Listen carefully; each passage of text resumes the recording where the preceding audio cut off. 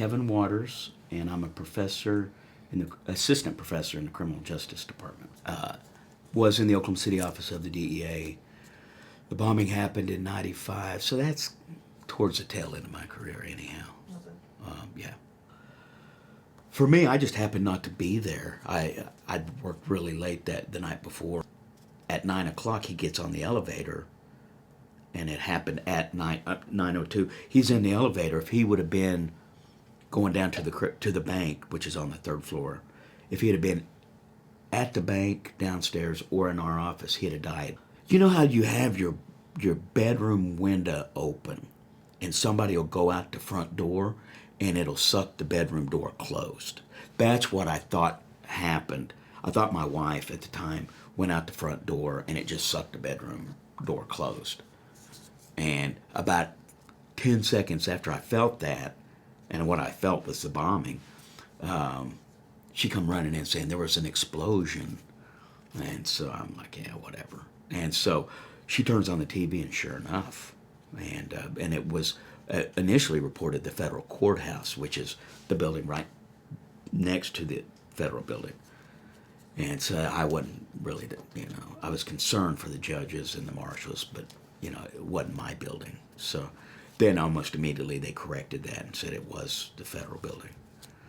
So on the way down, I kept hitting the mic for the car radios, and nobody was responding. I was like, oh no. And finally Dave did respond, the guy that was in the elevator, and said that, he said, hurry down here. He said, the office is gone. And I'm like, the building's gone? No. And he tried to describe it, and it just didn't make sense.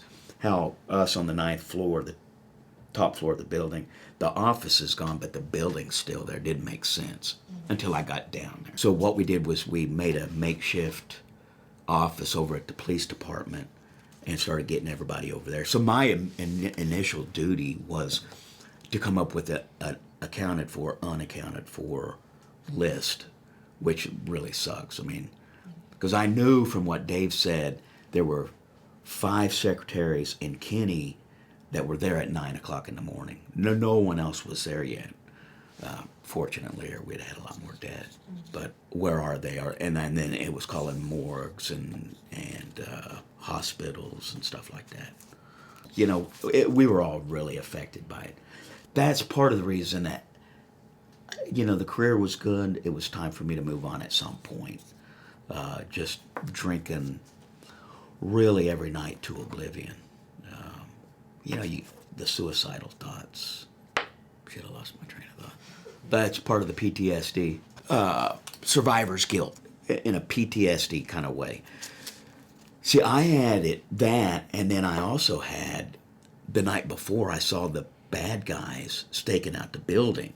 Really? And I knew it I didn't know that they were bombers. Right. But, yeah. And so I felt like I could have and should have prevented it, and I didn't.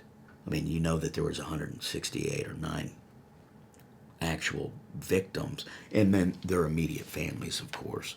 But then there's thousands of others in any situation like that. And he said, go back and get your PhD and start teaching. He said, you've already had one cool career. Maybe a career change would be good for you.